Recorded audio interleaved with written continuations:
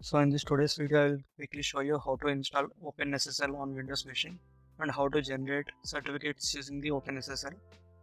So first head over to the slproweb.com, click on the products. Next click on the Win32/Win64 OpenSSL.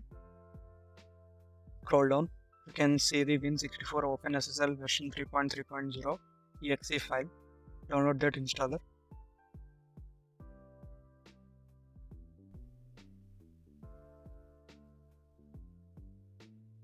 So once it is downloaded, run the installer file.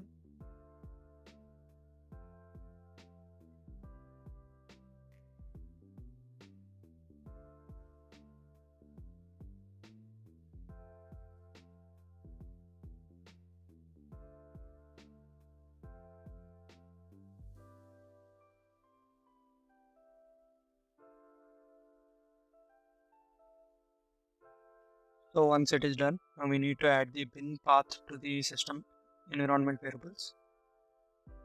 So for that, head over to the local disk. So go into the program files. Now search for OpenSSL-Win64. Go to the bin folder, copy the path, and in Windows search type for system environment variable.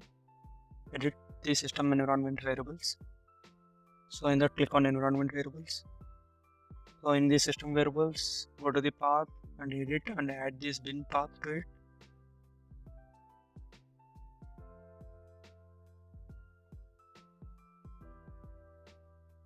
I'll be adding to the user variables also.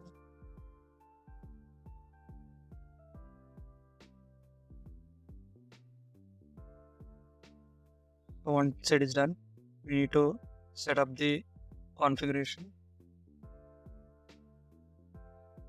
So for that, open the PowerShell in the administration mode, or normal also fine. Okay, now we can use this OpenSSL to generate certificates. That we will see how to do it.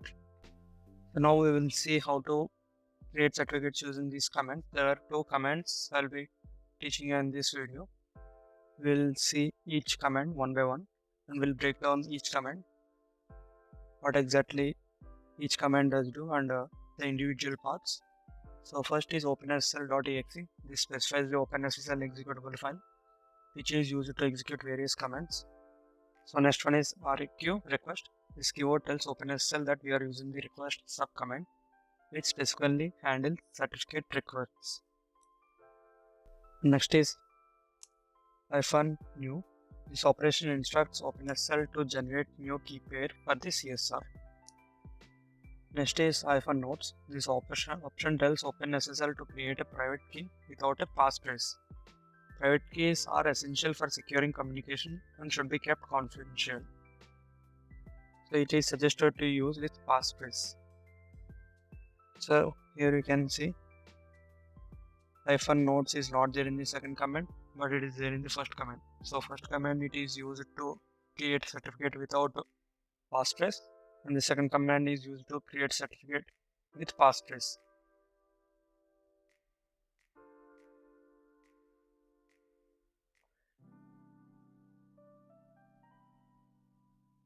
Next one is -keyout server.key.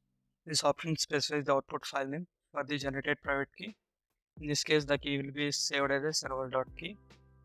And next one is -out server.csr. This option specifies the output file name for the generated CSR. This CSR will be saved as a server.csr. And the last one is -new key RSA 2048. So this option defines the type and size of the key pair to be generated. So there is a breakdown. So -RSA, this specifies the use of RSA algorithm, a widely used public key cryptography standard. So 2048, this indicates the key size in bits. So it's a common and recommended size for most modern applications. It offers a good balance and security and performance. So now we'll type those commands and quickly see the certificates. For that, open PowerShell. So I have created a test folder on my desktop, and I have executing the command with -nodes, which means without a passphrase.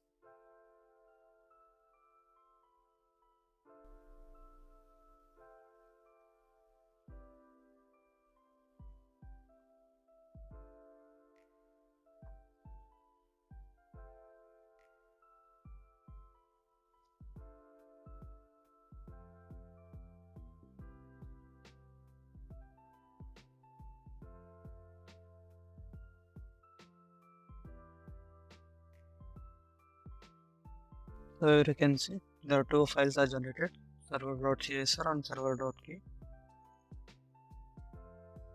Now we will see the second comment without hyphen notes. So that means with passphrase. So let's delete these certificates. We will generate again using the passphrase. So it is asking you to enter PEM passphrase. So it is suggested to use this passphrase every time while you generate the certificates for more security. And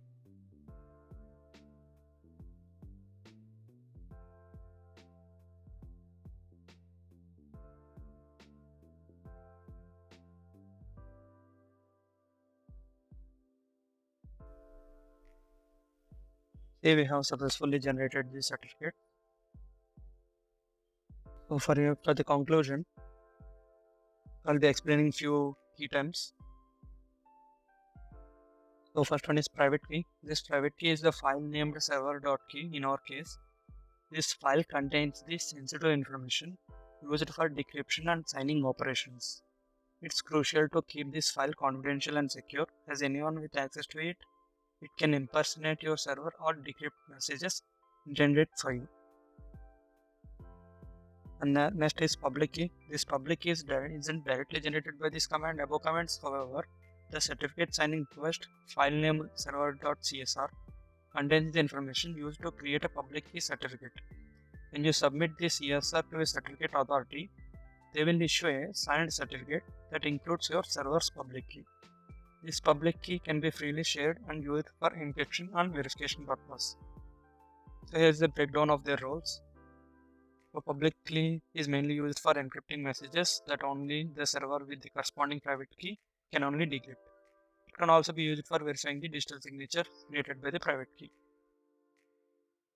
And now private key is mainly used to decrypt messages encrypted with the public key and signing data to create a digital signature that can be verified using the public key. Thank you.